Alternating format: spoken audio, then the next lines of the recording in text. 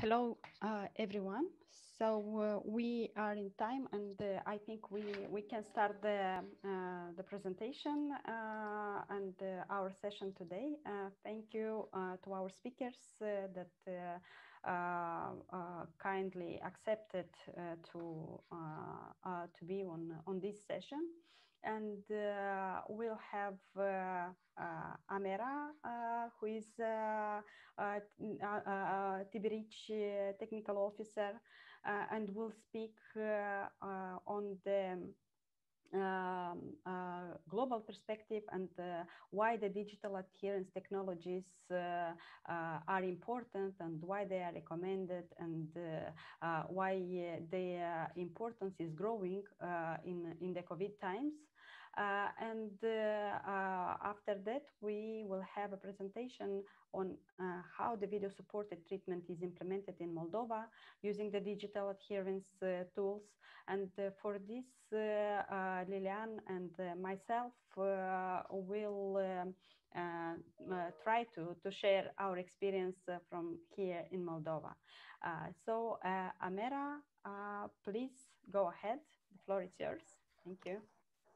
Oops. Okay, thank you for that introduction. Welcome everyone. My name is Amara Khan. I'm a technical officer with the Stop TB Reach initiative, Stop TB Partnerships TB Reach initiative, and I'm going to provide you with an overview of TB Reach's work around digital adherence technology tools, what we've learned thus far, and what we hope to move towards. So I'll briefly go over a description of the TB Reach platform for those of you who may not have heard of TB Reach, a description of some of the digital adherence technology tools that are out there and that were used in our projects, the learnings from our project, the preliminary learnings, because we're actually not done with all of our projects, but we do have some learnings that we can share, and then some resources and what's next. So what is TB Reach? It is basically a grant-making platform that's funded by the Bill and Melinda Gates. It's funded by Global Affairs Canada with additional support from USAID and Bill and Melinda Gates Foundation. The projects are funded to test and scale up innovative approaches to increase the number of people found to have TB and to improve treatment outcomes. The platform basically serves as a bridge that helps with bridging the research and programmatic implementation findings for new tools. Sorry, I'm having a problem with my, okay, here we go. For our Wave 6 round of funding, the Bill and Melinda Gates Foundation provided TB Reach with special funding to support digital technologies to improve treatment outcomes. 14 digital treatment projects were selected to be funded, and these were implemented in multiple countries, targeting different populations and using varying technologies. So we saw this opportunity really as something that was very unique for us to be able to understand how these DATs perform in different settings and what were the implementation challenges in different settings. The findings from this will add to the global evidence gap of how these tools perform with respect to treatment adherence and treatment outcomes, and particularly the feasibility and acceptability of these tools for both the people with TB who are using the tools, as well as the healthcare providers who are managing their patients. Additionally, the findings are going to help inform best practices for DAT implementation and understand implications for scalability. So why use digital adherence technology tools? Well, one, we know that TB can be curable, but treatment is long and is often complicated for people to adhere to. So this non-adherence could result in drug resistance and relapse. And additionally, although there is a directly observed therapy, which could either be facility or community-based, and although this provides opportunities for treatment support, it's not always implemented as intended. And it still can feel burdensome for the person with TB because of time, travel, and costs. Also, it can contribute to a lack of privacy and a feeling of stigma. So what can the digital technology tools offer? So basically, what they offer is that a person with TB can take the medicine in a time and place that is convenient for them. It allows for privacy and thereby can reduce stigma. And the tools can actually send reminders that might be helpful to the person taking their medicine that they still need to take it, or just a reminder that if they forgot to take it. For healthcare providers, it allows them to maintain connection with their patients and have access to real-time adherence data. And having access to this data really gives them an ability to assess which patients may need additional treatment support. Some patients may not need additional support, and while others may need a phone call, may need someone to go visit them, may need, you know, and once you visit them, you may recognize they need nutritional support or other things. So it really is about helping healthcare providers also understand who might need additional support. But as we found during this era of COVID, that, you know, it's really a solution now to what's happening, in the sense that patients are not able to come for their treatment visits. And so this is really offering a remote solution to continue that patient management and to make sure that treatment is continued. So what are some examples of some digital adherence technologies? So there are several different types. For our projects, we focused on these three broad categories: SMS text messaging, MEMS, which is a medication event monitoring system and includes boxes and sleeves; video observed therapy, which can be synchronous or asynchronous, and I'll explain what that is in a second. But just so you're looking at the pictures below, 99 Dots employs both SMS and MEMS solutions. So the solution is basically that the TB medication comes wrapped in a sleeve, and once the dose is taken, the sleeve will reveal a phone number and SMS code that the patient can text or call to indicate that they took their medicine. And additionally, the platform allows for SMS messages for reminders for people to take their medicine. The smart pill boxes, there's an example there, and some examples of companies that produce this are Wise Pill and Everywell, and our EveryMed box. And there's also a provider in China that supplies the Flowy monitor box. So basically here, the medications are stored in the box, and anytime the patient opens the box, a message is sent via a SIM card to a platform that the dose was taken. And then the third option is the video supported treatment.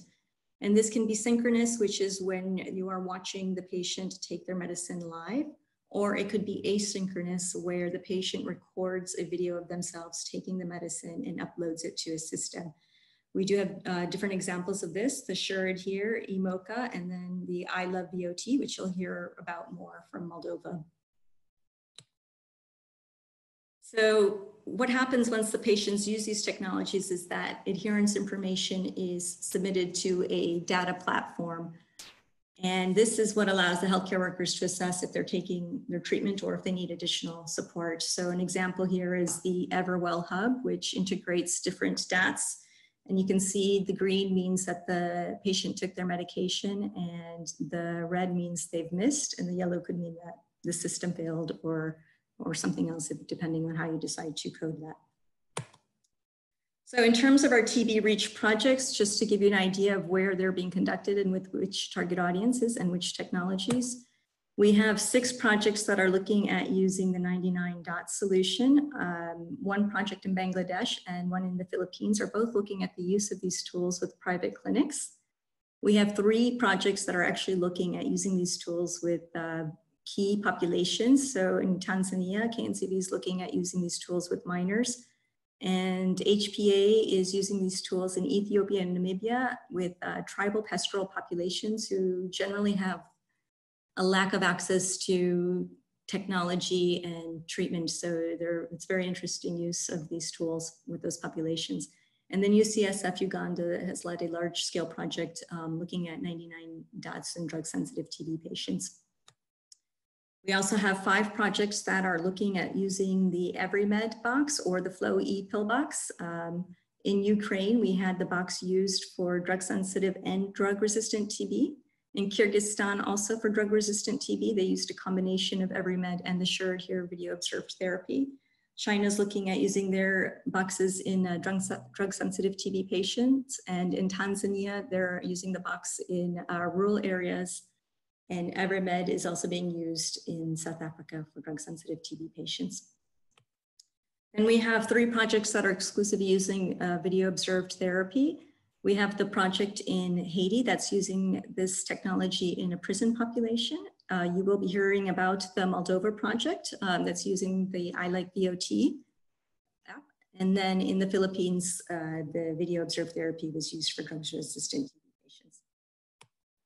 So far, our projects are not done, but we do have some general preliminary learnings that I wanted to share with you. For implementation, things that you really need to consider is that before you start, you should really conduct a situational assessment, understanding what your network infrastructure is like, what are your data storage concerns, in terms of your patient population, what types of technologies do they have access to, and then are there any regulations that may make it difficult for you to implement these projects?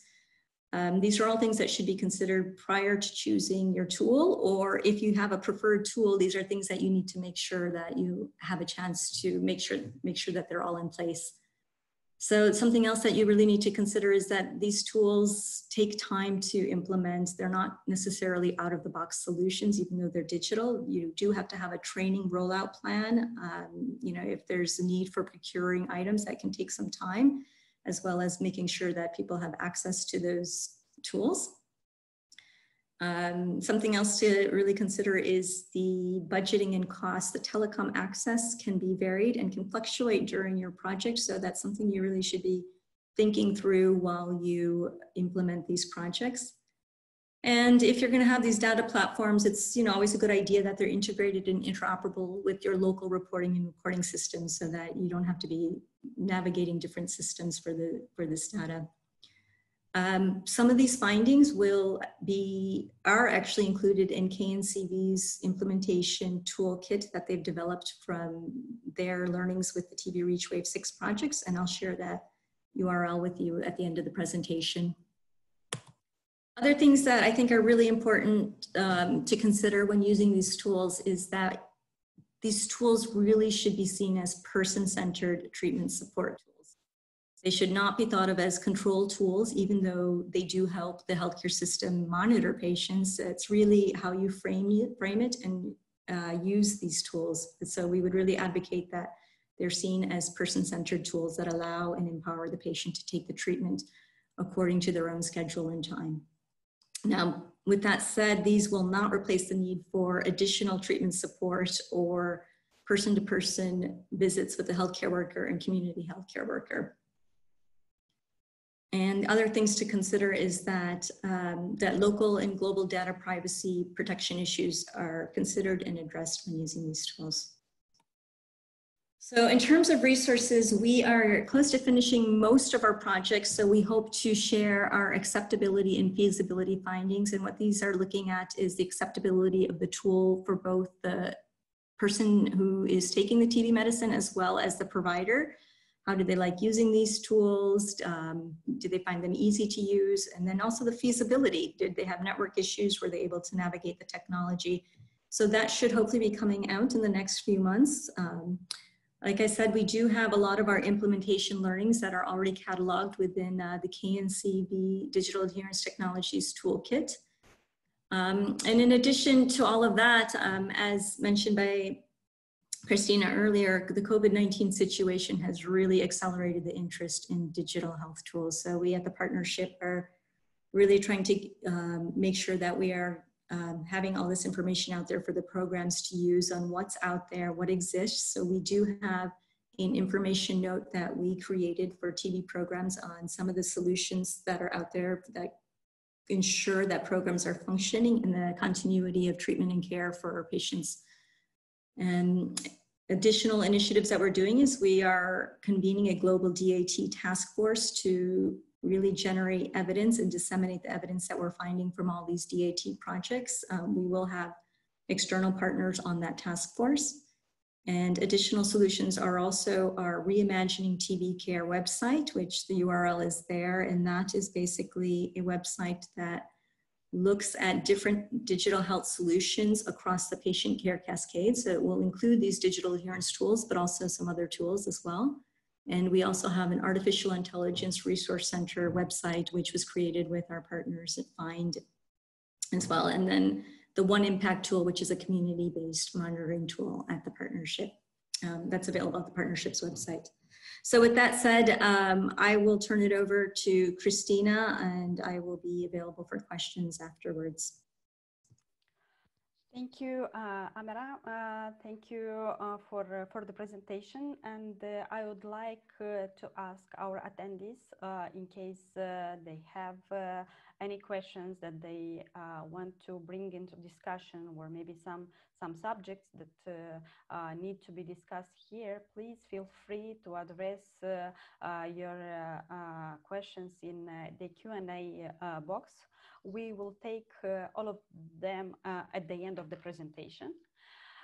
And now we will proceed with the presentation on Moldova experience in rolling out the VOT or VCT, video supported treatment digital adherence tool, locally developed, and which were the challenges, and how COVID, in this case, helped us in launching this tool that was developed and couldn't be implemented as planned long time due to some bureaucratic barriers that we faced here. So I will start with a short introduction of the organization that I represent, the Center for Health Policies and Studies, PAS Center. This is an Moldovan-based organization based in the Republic of Moldova, independent, non-commercial, non-profit organization, which is focusing on public health programs, and it's active. It's implementing its projects both in Moldova and in other 10 countries in ICA region. Additional to Moldova. So the mission of the organization is to build democratic societies for improvement and development of health and social sectors, policy, advocacy, capacity building, and reform support. The PAS Center, being a non-governmental organization, is acting as the non-governmental principal recipient for the Global Fund grants in Moldova since 2009. During the dual tracking mechanism of the Global Fund, and is working closely with other civil society and community-based organization since the creation of the organization, of our organization, in 2007. So we have a quite wide range of collaborative and supporting activities with the civil society partners, both in Moldova and in other countries in region. We are managing the small grants for CSOs within the national TB grant at country level, and also at the regional level within the regional TB grant that the PAS Center is managing. We participate and help to bridge and connect the CSO with the CCMs in countries, with the national TB programs, governments, parliamentarians, global TB caucuses, WHO country offices in all ICA region. We are another tracking of the work we are doing is ensuring the sustainability of the community-based and the CSO provided services in country at the country level after the donors funding is over. We adjusted and are supporting in the implementation of the community-led monitoring One Impact tool that Amera mentioned developed by the Stop TB partnership.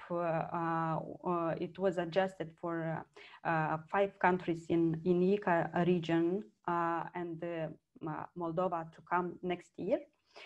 The CRG assessments also tools developed by the Stop TB partnership were applied, were conducted and supported by our organization in Georgia, Kazakhstan, currently in Armenia and Moldova to follow the next year. And other activities with the civil society organization, and also working with empowering the communities and making the linkage between governmental and non-governmental organizations.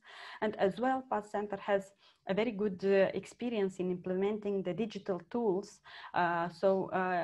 Being the organization that helped and together with the NTP Moldova was working at the development of the national TB register system that currently is used in country. As well, PASS Center was one of the partners with the public school of management in public health here in Moldova back in 2010 in developing e-learning platforms, which today are very common and are very used.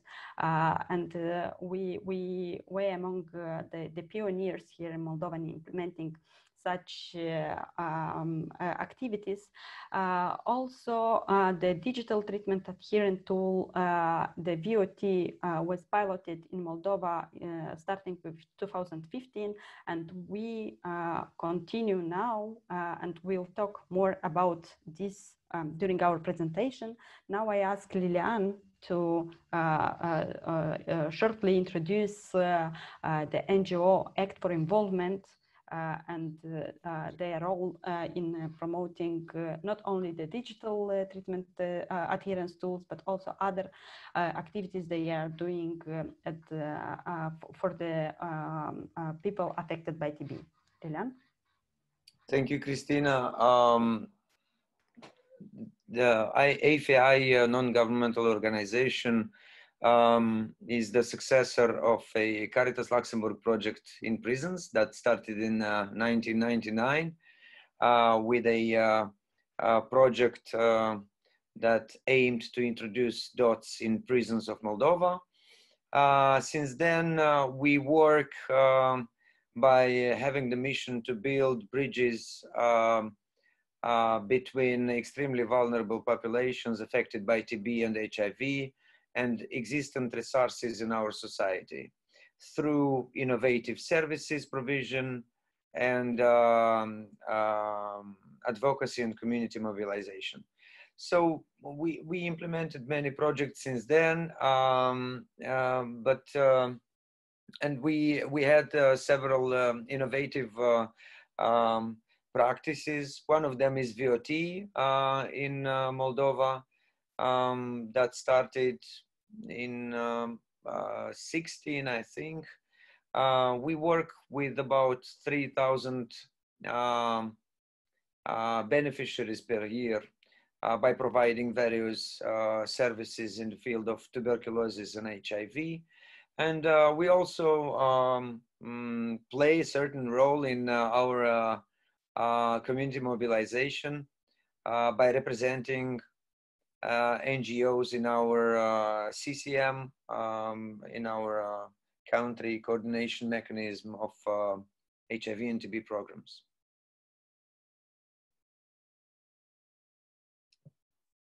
Okay, thank you, Lilian. Very, very short. We know you are doing a lot of work here in Moldova and supporting the people affected by TB, and we have a very good collaboration since AFI started their activities and PASS Center as well. So always it was a very good partnership in all the projects we implemented together. Okay, let me Okay, so I will talk a bit about the Moldova TB situation. So Moldova is a small country in the Eastern Europe, and as per the latest information, not yet available on on the Bureau of Statistics side, but this is the preliminary information that as of January 1st, Moldova had like 2,640,000 residents, and this is only the right bank of the river Nistru, not including the Transnistria region. The TB notification in 2019 was 2,809 TB cases, TB new cases and relapses, of which 655 were MDR cases and 49 are XDR cases. During the COVID lockdown, we faced a big challenge, which is common for the whole world when the people faced barriers in accessing the timely diagnosis, and also due to the lockdown restrictions, not all those in need could access the health facilities. So the TB notification during 6 months of 2020 decreased practically by half, comparing to the same year 2019. So 662 cases were notified during March to September and to August. Sorry, the 6 months.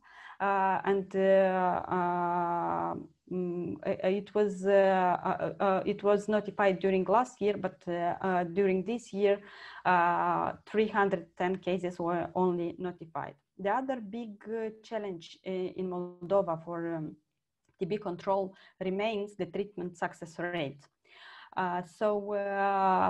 Overall, it seems that we do not have so many cases, and the TB notification is decreasing during the last 5 years. But the treatment success rate remains a challenge for Moldova, and you may see that in the previously treated cases, TB sensitive relapses previously treated, we have only 47% success rate. The success rate in the resistant drug-resistant cases is 56. We have very low success rate in XDR TB cases, and during the past few years, those cases are quite. The number is quite growing. So. We understand that our big challenge is to ensure that the patients stay adherent and finalize successfully the treatment. So although we have a very good TB diagnostic and treatment in Moldova, and which is free of charge, and is ensured to all those in need, we still face some challenges due to treatment duration or treatment length, which is quite challenging for all the patients to accomplish. In Moldova, we have the incentives programs for the patients that are adherent, and it started in 2009 by being funded by the Global Fund, and currently is almost all covered by the state budget. and every adherent patient that receives a minimum 25 doses per month is eligible to receive money incentive. At the same time, the side effects remain one of the challenges for the patients, and the fact that sometimes not all the side effects drugs are covered by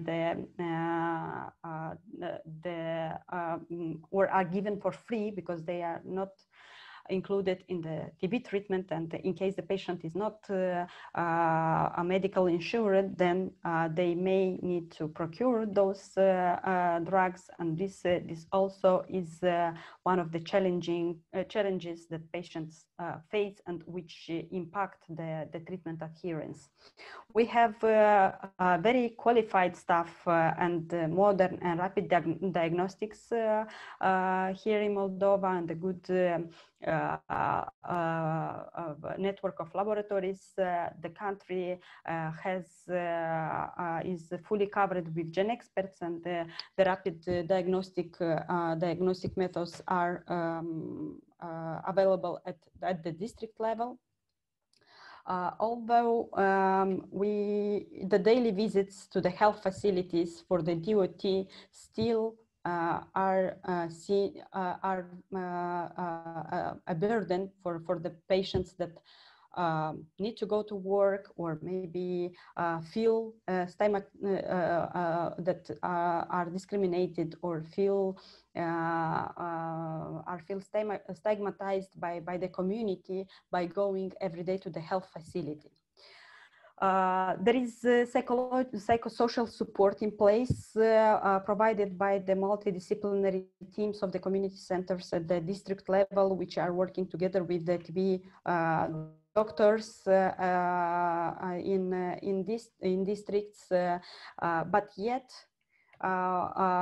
we still face with the low adherence rate.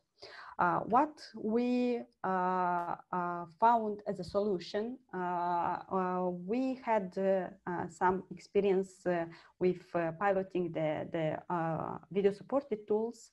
And when we found the opportunity to apply for TB Reach funding, we adjusted the existing platform for digital adherence, which, as Amera already mentioned, has benefits both for the patient and for the medical staff. For the patient, it facilitates the administration of TB treatment. The patient can take the pills at the convenient moment, convenient time, convenient place. The patient still keep the continuous connection with the doctor. In the platform, the patient can find information about what TB is. Also, there are some messages from patients that already finished the TB treatment and returned to normal life, and those patients are encouraging the others to successfully finish the treatment. Also, the patient can find the information about the nearest TB office, has the possibility to evaluate the medical services that he or she receives. And also there is a module in this platform which allows the patient to report barriers and stigma and discrimination issues. For the medical staff, this tool again is leaving more time to focus on the most difficult patients that need more attention on behalf of the medical staff. They keep the daily contact with the patient. They have the information on the patient's health status daily. They have timely information on the side effects as the patient should report them after sending the video with pills intake. The doctors see the benefits of this tool because the patients are more informed and aware of the importance of completing the treatment, and this, in a way, is increasing the adherence to treatment. And also, the medical staff is happy to use and implement innovative tools in their activity. Why we did not go for an existing platform, which Amera mentioned are already available in the world and the other countries are using? There are two reasons. One of the reasons is, first of all, is to ensure the sustainability of this tool, because during the project life, we can ensure the maintenance, the adjustments for the platform, and it will be ready for implementation. And as soon as the NTP overtakes fully these activities, this will be a sustainable tool to be used further. And also there are some legislation aspects that do not allow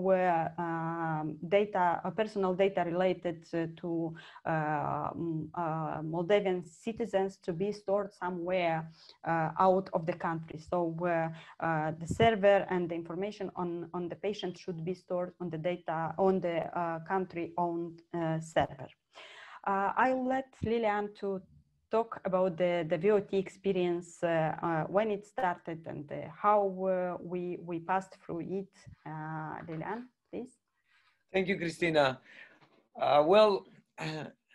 It's quite a long journey already, VOT implementation in Moldova, that started with a preparatory phase in 2015.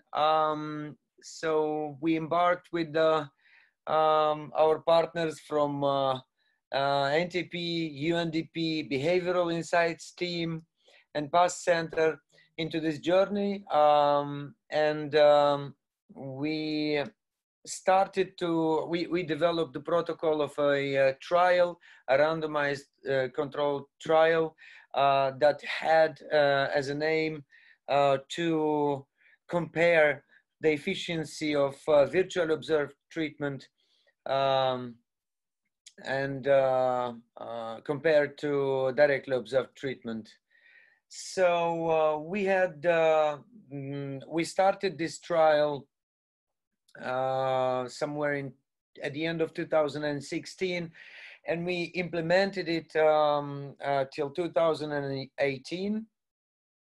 So basically, we were recruiting patients into the trial, and we were randomly assigning them to two groups. One group of patients was routinely observed through DOT, and the other group was virtually observed.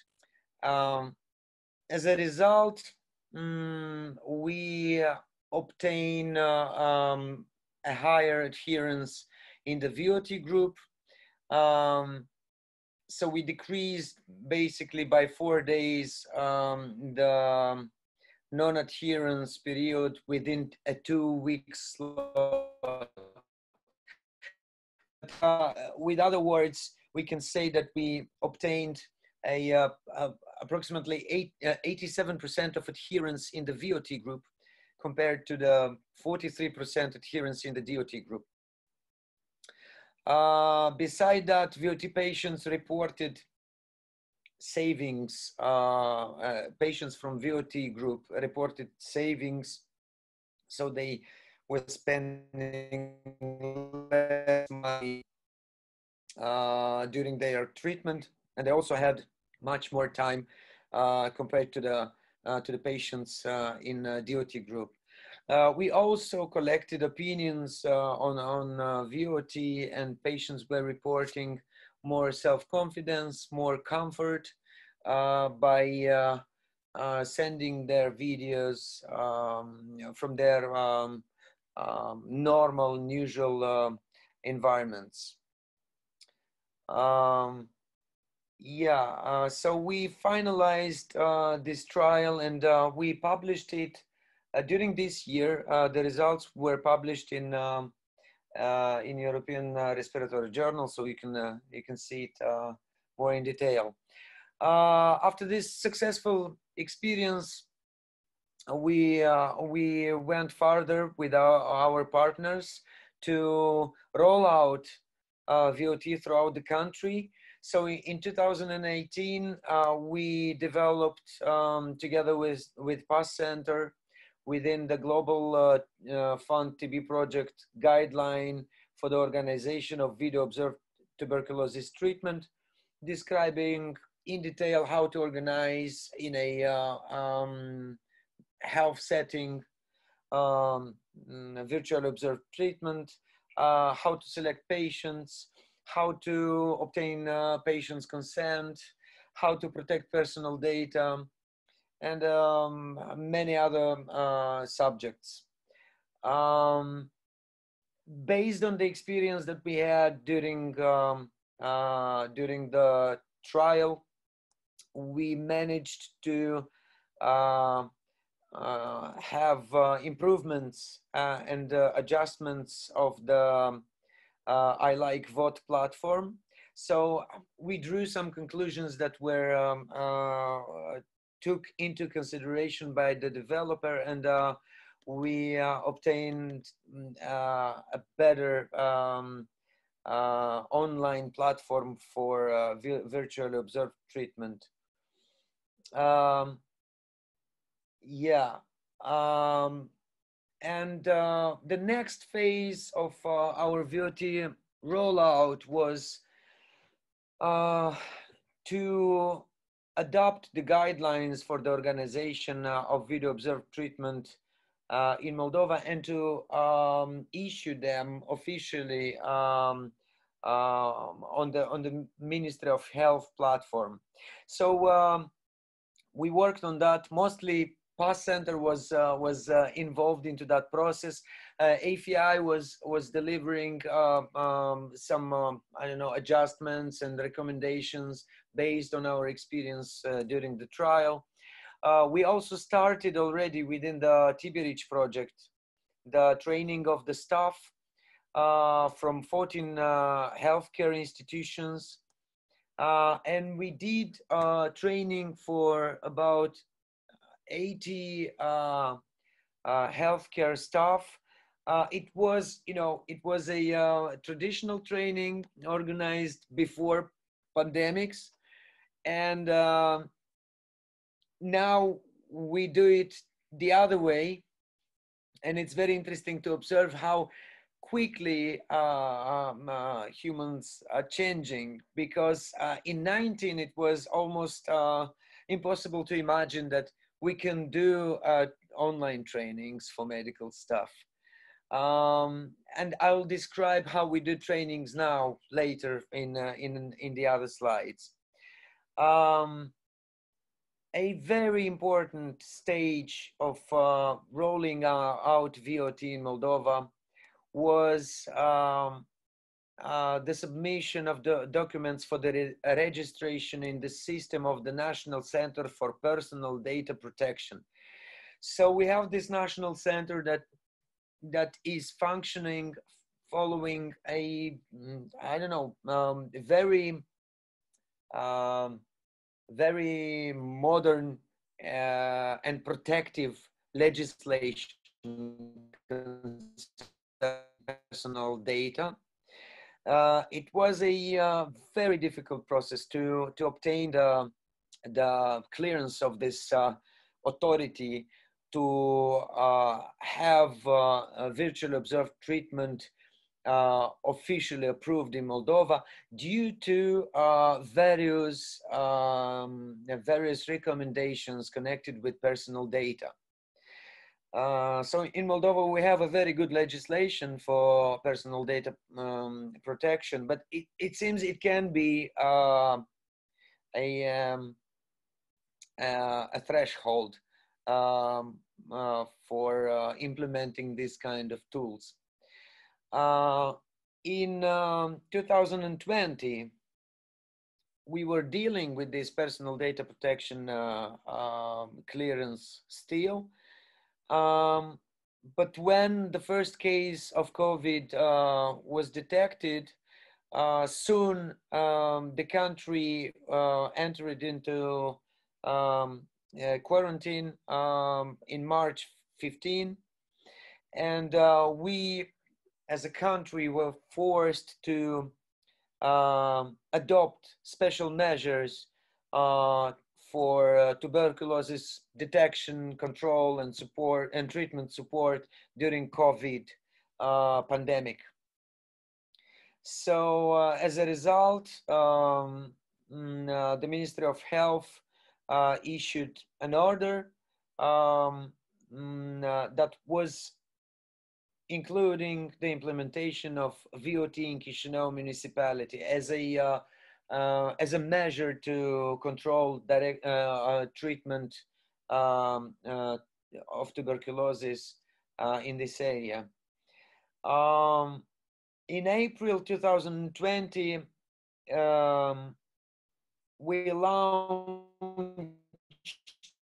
the implementation of this tool in municipal polyclinics.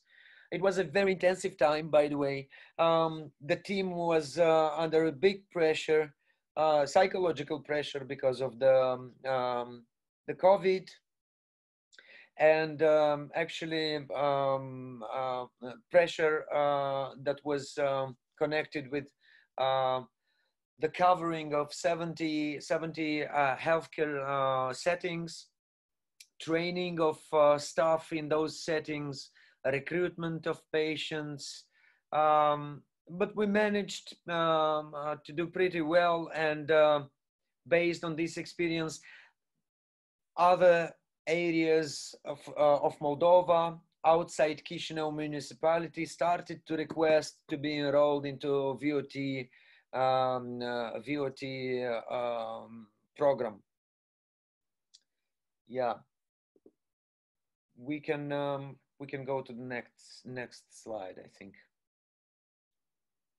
Yes, thank you, Lilian. So as Lilian told, we had this tool ready since June 2019, but due to some administrative barriers and challenges, we had to wait to show the importance and the usability of this tool only when the COVID came and the restrictions were in place, and we were put in the situation that we have to ensure the continuity of services, and to use we have to find solutions, and the solution to ensure that patients are still on treatment and are taking daily their treatment was to implement rapidly implement the VOT.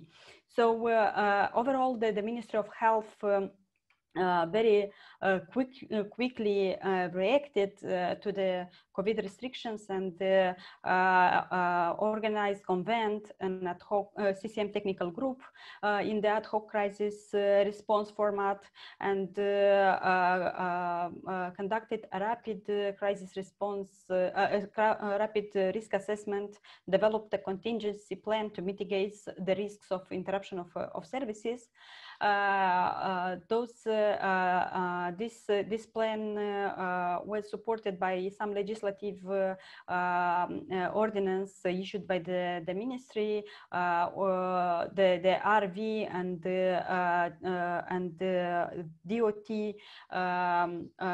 treatment, TB treatment was organized as home delivered for patients from remote areas, and also DOT, home-based DOT was organized for people that was older than 60 and they were at risk to contact COVID, so it was impossible for them to come daily to the polyclinics to take their medicines. Also, some interruptions in the public transportations were one of the barriers to reach the health facility and to get the medicines.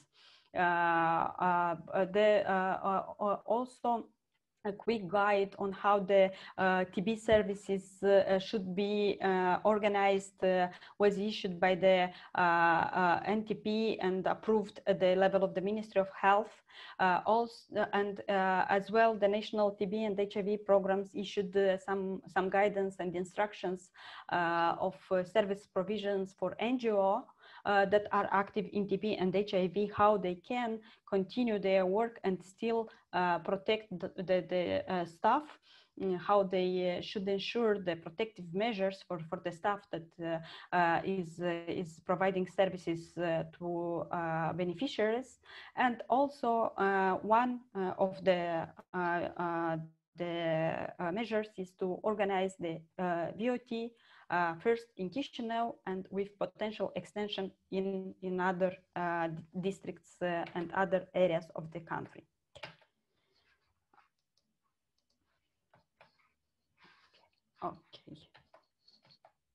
Okay, so another measure that it was taken by the civil society partners and PASS Center was to promote the importance among TB patients to continue their treatment. In this context, short promotional video was developed, which is currently being broadcasted in the TB facilities. It is in Russian, but it has English subtitles, so you can see. Центр ПАС и Национальная программа контроля над туберкулезом информируют. Туберкулез и COVID-19. Туберкулез не только поражает легкие, но и ослабляет весь организм пациента. Больные туберкулезом легко могут заразиться другими инфекциями, которые передаются по воздуху. Инфицирование коронавирусом COVID-19 может осложнить проведение противотуберкулезного лечения. Что делать? Оставайтесь дома. Не посещайте публичных мест, не пользуйтесь общественным транспортом. Максимально избегайте контактов с другими людьми. Часто и тщательно мойте руки с мылом или дезинфицируйте их санитайзерами. Не трогайте немытыми руками лицо, особенно глаза, нос, рот. Носите маску так, чтобы она закрывала нос и рот. Ни в коем случае не прерывайте прием противотуберкулезных препаратов. Посещайте медицинские учреждения только в случае крайней необходимости. Поддерживайте связь с лечащим врачом по телефону. Узнайте у него о возможности лечения под видеонаблюдением. Оставайтесь дома, мойте руки, носите маску. Продолжайте лечение, и вы победите туберкулез. So this also was one of the measures to ensure that the TB patients still are on treatment and are adherent to those by informing them. And by speed rollout of the video supported treatment during the COVID, we had the ordinance of the Ministry of Health from March 30, which was addressed mainly to 3 partners in country. It was the National TB Program, who is overseeing all the process, and also the support of civil society partners was crucial in this play, let's say. So PASS Center was nominated to ensure the technical support and the system administrator for the VOT platform, and the NGO fee was included in this ordinance as the provider for trainings for TB patients and for TB staff in order to help the medical service and the national TB program to overcome this period and rapidly implement the new tool, also due to the fact that the national TB program of physiopneumology TB service was fully involved also in COVID activities. So we started the gradual enrollment and coverage of the territory, starting with Chisinau. The training of TB staff also was done gradually, facility by facility, and for those that already were enrolling patients, continuous support was available. In the meantime, we by ensuring this technical support, we still are working on the gradual transfer to knowledge to the NTP staff. So by the end of 2020, the NTP staff fully overtake the management of the VOT platform and trains the training for the staff in districts that were not yet covered by the project. And so on, the gradual rollout of the VOT was done in the targeted territories. How is VOT organized? It is composed of two components. It is the mobile application used by the patient and the web platform used by the doctor. So at the moment when the patient is identified as eligible for being included in VOT, because not everyone can follow the treatment using the video supported adherence tools. There are some eligibility criteria included in the national regulation of implementing VOT. So the doctor is selecting the eligible patients, and when the patient is selected, the TB doctor informs about the possibility of undergoing the treatment in this way.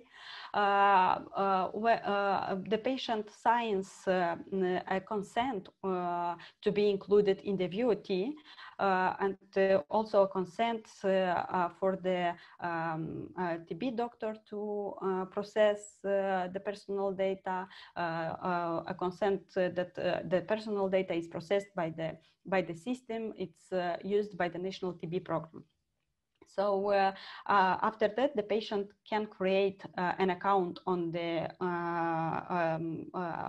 web platform tbvot.md. And after that, every day the patient transmits the video how they are taking medication. And in this situation, AFI is working with the patient on how the patient should correctly take the pills, how correctly use the application, how correctly register the videos, and how correctly to send them to the TB staff. The patient receives from the TB facility medications for 2 months, but if the patient is adherent and in some situations under the at the TB doctor's decision, the medication can be given for 1 month, depending on the patient, of course. The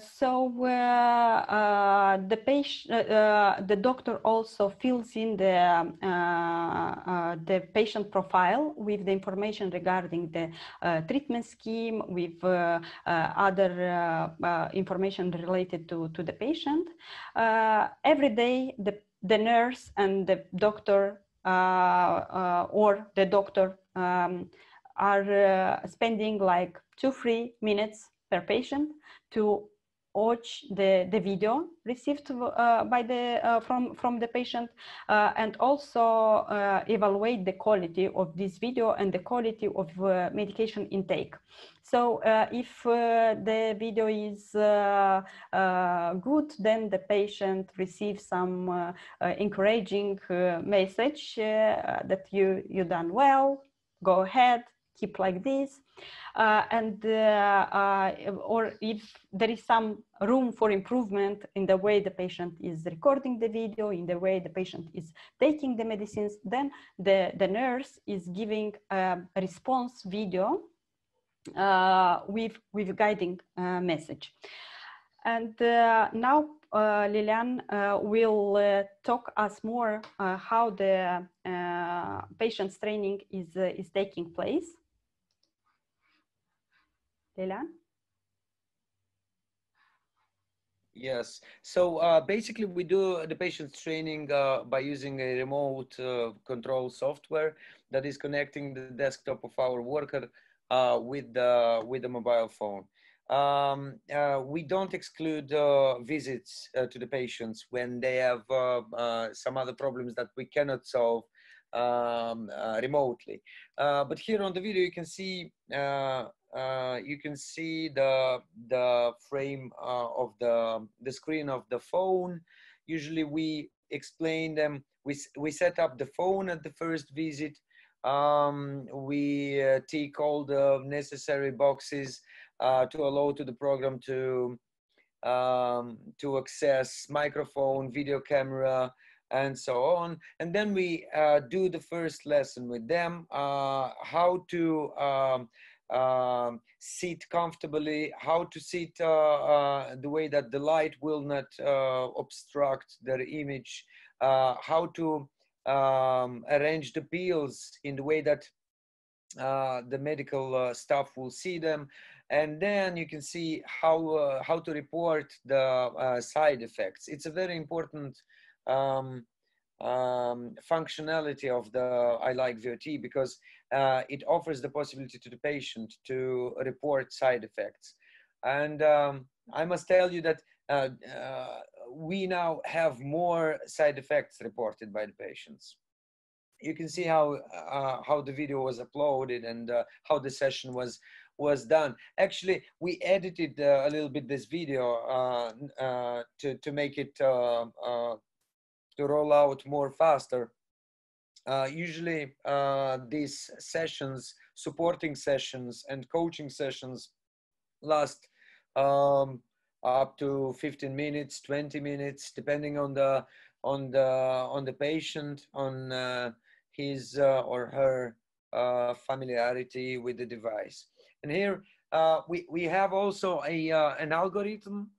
We include patients into this coaching by offering them a certain number of coaching sessions, and we evaluate the competences of the patient, and we decide whether we have to continue the coaching sessions or we leave the patient to do it on his own. When it comes to the doctor's training, firstly, we had to distribute the equipment. We had to connect them to the internet all over the settings.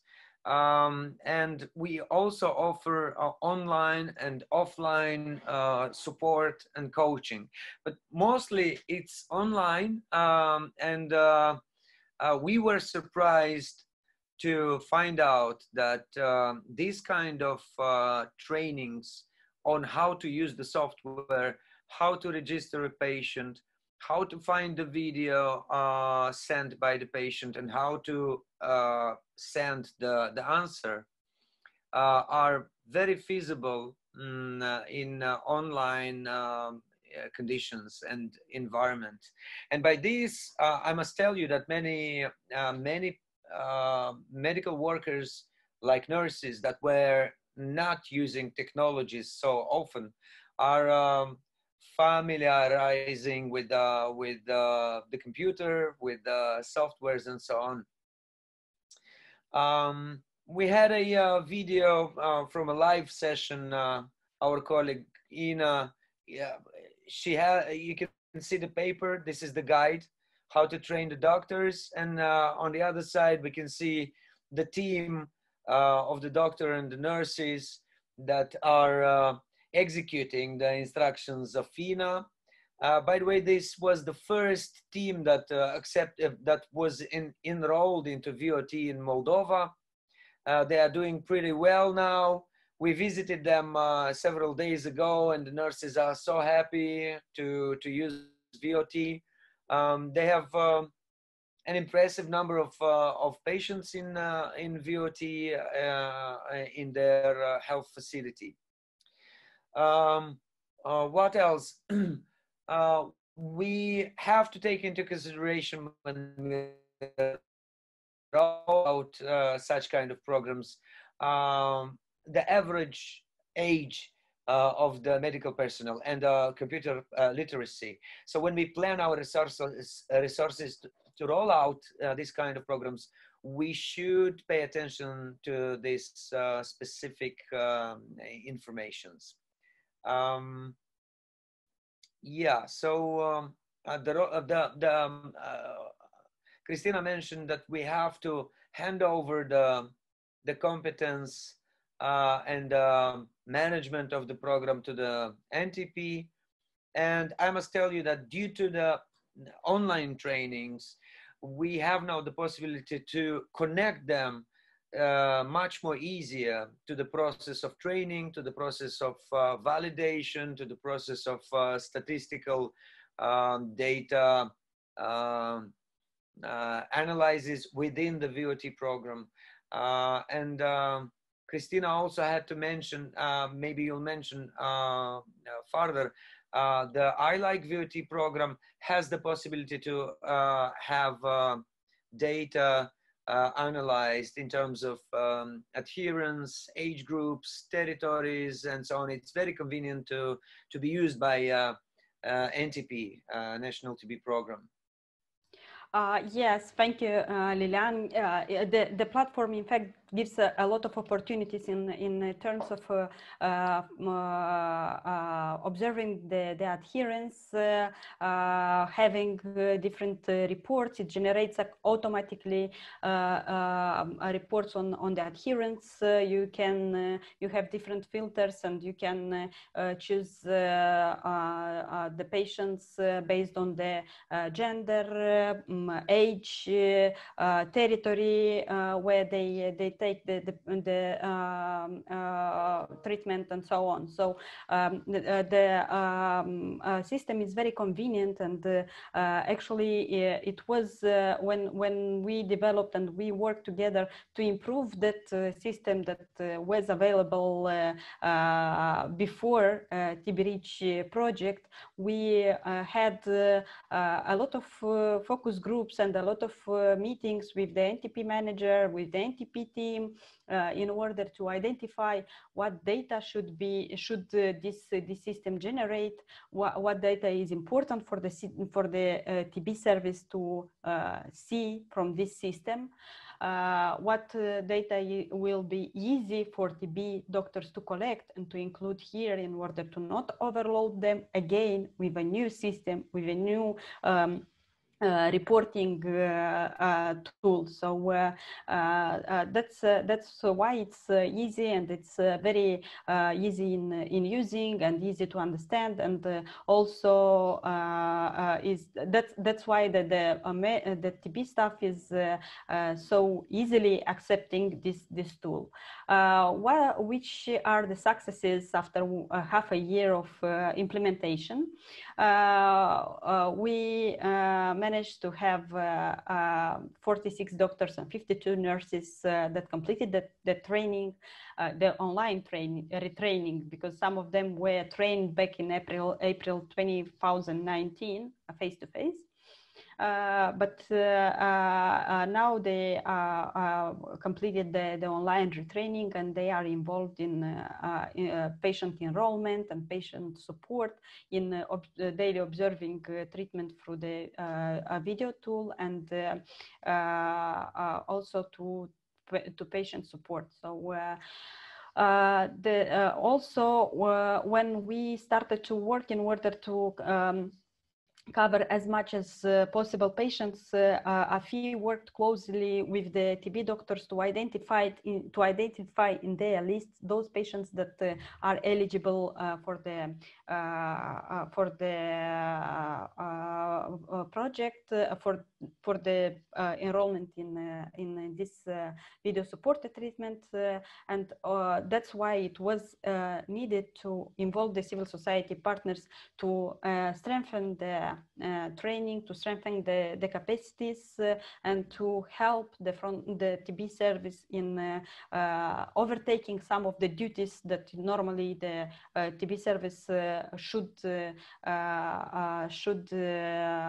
realize, like the training of the patients, and this will be in the future. But now, to ensure a smooth implementation and rapid rollout, and help to our TB service health staff, we concentrated and focused the efforts here.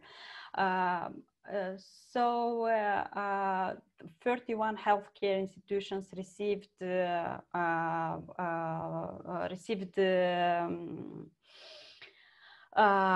equipment, IT equipment, which is now procured through the TB Reach project, and also the patients due to this project now have the opportunity to receive phone for the VCT in the future, when the system will be rolled out at the country level. This incentive for the patient, unfortunately, will not be available, and the patients who have a mobile phone, a mobile tablet, computer at home, those can be enrolled in the treatment. So the VOT now is implemented in 6 administrative territories. 2 of them are on the left bank of Dnistru, in the Transnistria region, that initially was not planned to be included in this exercise, but they were the first after Chisinau that heard that in Chisinau we are implementing VCT. VOT, they were the first that addressed our NTP and requested to be included in the VOT rollout. So the patients report satisfaction in taking the medicines at the convenient time and the place. The medical staff still maintain daily contact with the patients and are receiving up-to-date information on side effects. You saw when Lilian demonstrated the video with the recording, the patient after each medication, after each dose intake, should report how he or she is feeling. So if the person is feeling well, then the video is automatically sent to the provider. If the patient chooses that is feeling not very well or bad, then a list of adverse events of side effects appears, and the patient should tick the boxes on those that he or she is feeling. And what we saw during this half of year, the already existing good collaboration with the NTP and civil society partners was strengthened, and we are actually now we are working as a team. So there is no difference or differentiating the CSO partners and the governmental partners, and the TB doctors are seeing now the civil society colleagues as their partners and as their helpers in the TB control. Okay, so I'll go to the next slide.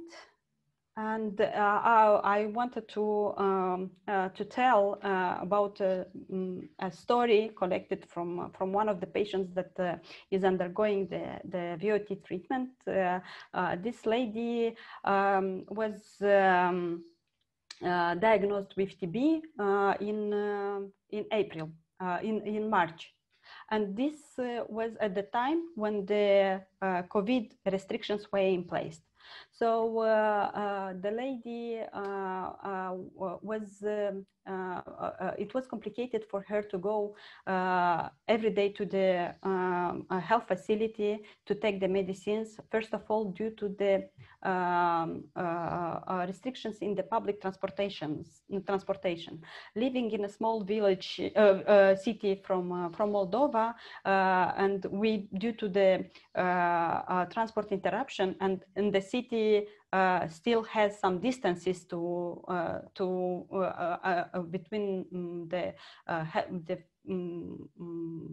patient or house and the TB facility. It was difficult to walk there because the person already was on treatment and was feeling fatigue due to the TB treatment. Using the public transportation was a bit, the available public transportation was a bit dangerous due to the fact that people was not very well yet accommodated to keep the social distance, and not everyone was wearing a mask and so on. So for this lady was a real challenge to go every day to the health facility, especially that due to side effects she had, she was feeling anxious, she was feeling scared, and she had phobia. So she couldn't go out of the house without having someone accompanying her.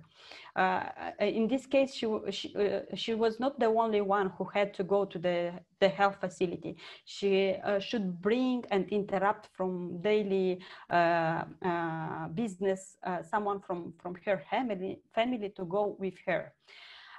In July, so after this DOT treatment was followed by her for 3 months, and in July she was among the first people undergoing treatment from Florești district, from Florești city, who was enrolled in VOT. In this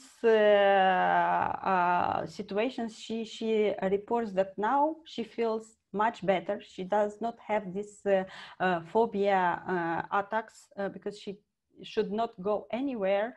She just should stay home, take the pills, lay down if she feels not very well, and she also acknowledged the support she is receiving from AFI staff who are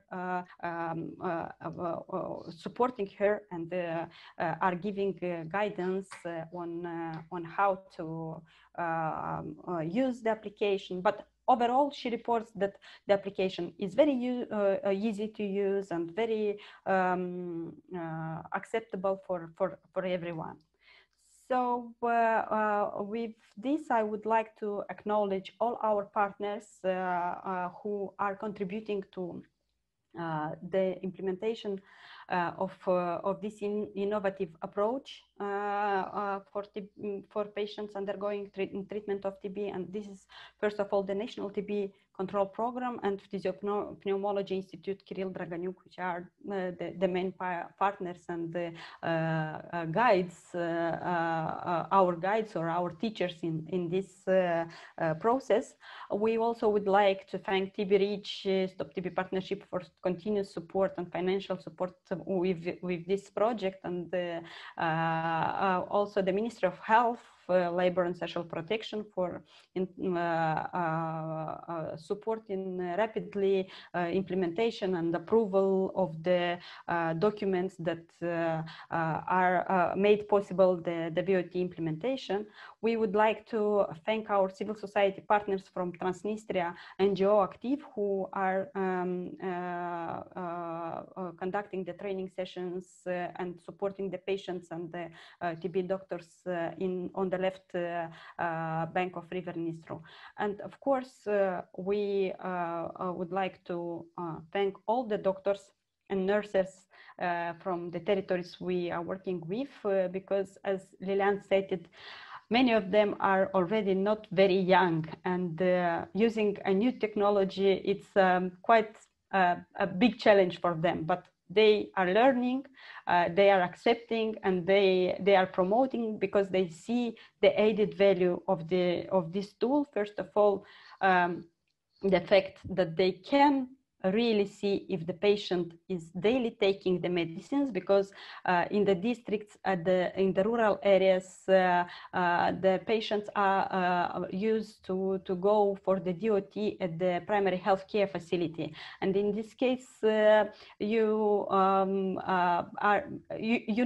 do not oversee yourself or monitor yourself daily the patient. So in this case, there are some may be identified some gaps, and now with the VOT, it's not only additional time they save and can focus on the most difficult patients, but also they are sure 100% that the patients in VOT are daily taking their medicines, and they are sure that the treatment success rate here will be improved comparing to what they had previously. Thank you.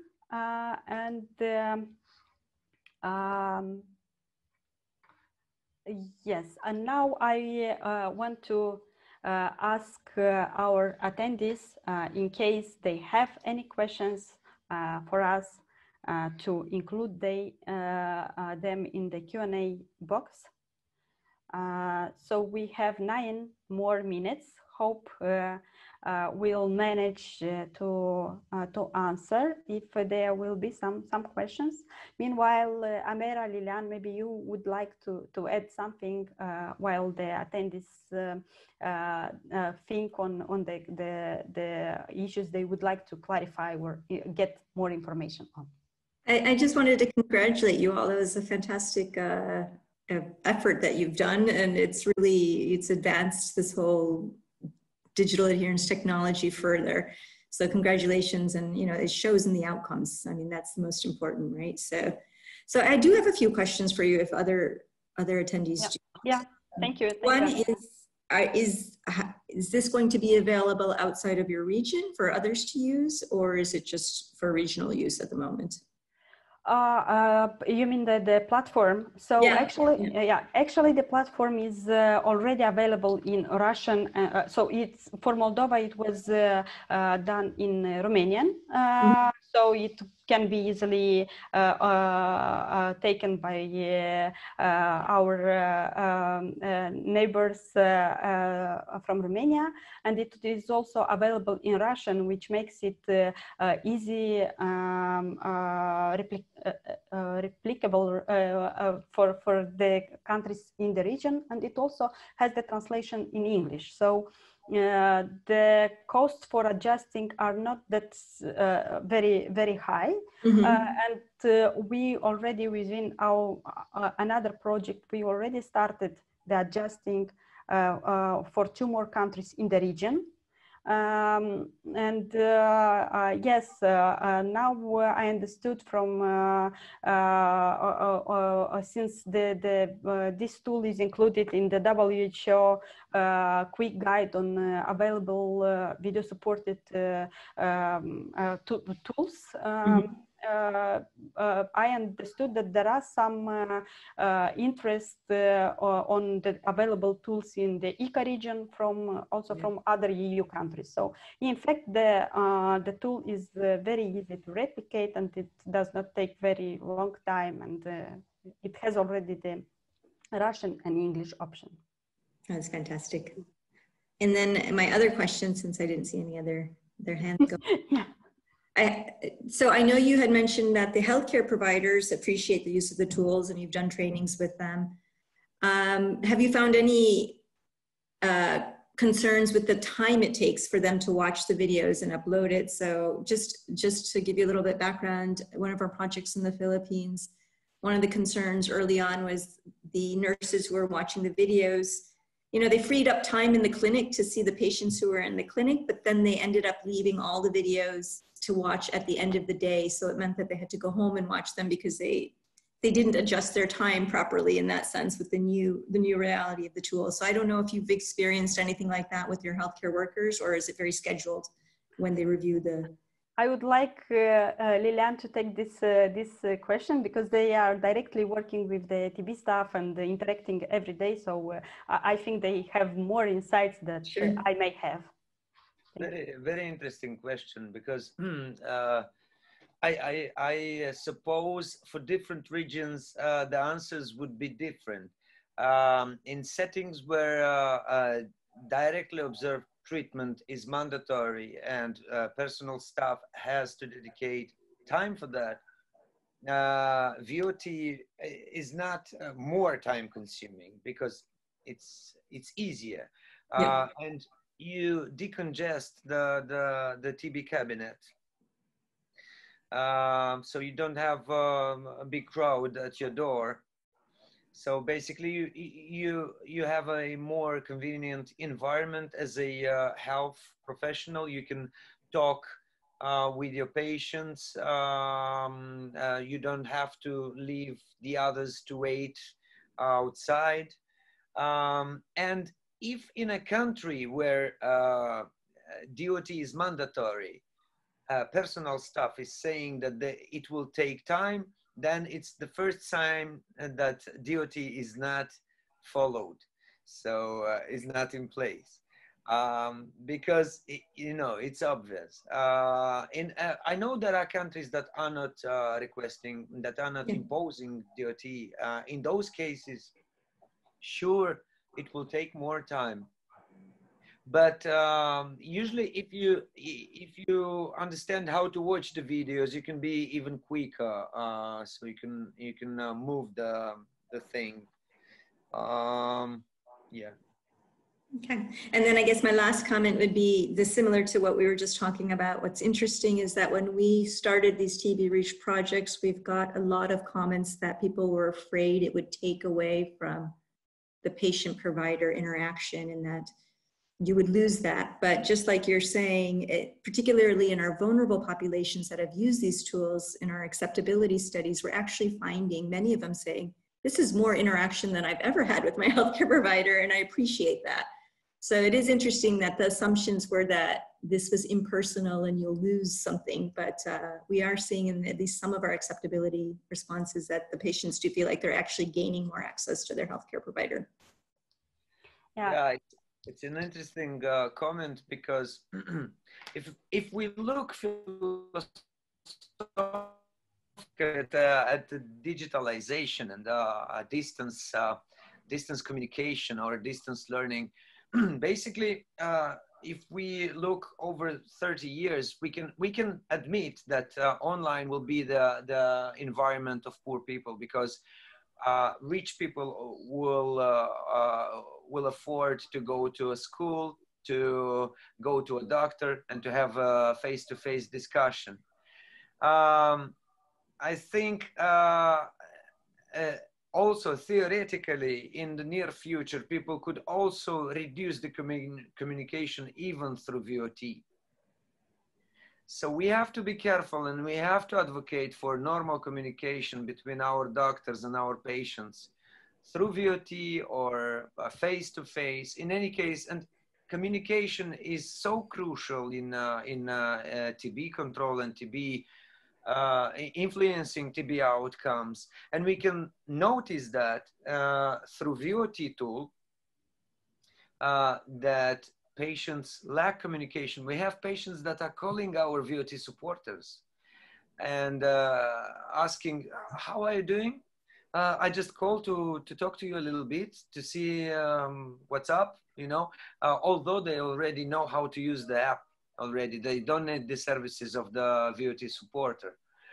So although I will come back to your comment, although VOT seems to improve the communication, we have the risk to have bad communication in a few years when everyone would get acquainted with this tool. It will be the same thing. Yeah. So we have to fight for good communication in any case. I agree.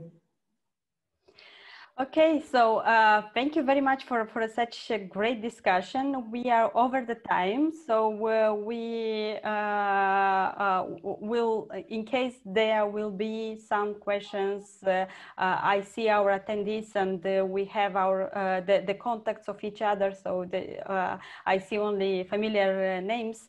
If they will have additional questions, they can address anytime to us, and this session will be available also at the union. So in case someone from your colleagues are interested in watching it will be available at the community space at the union conference.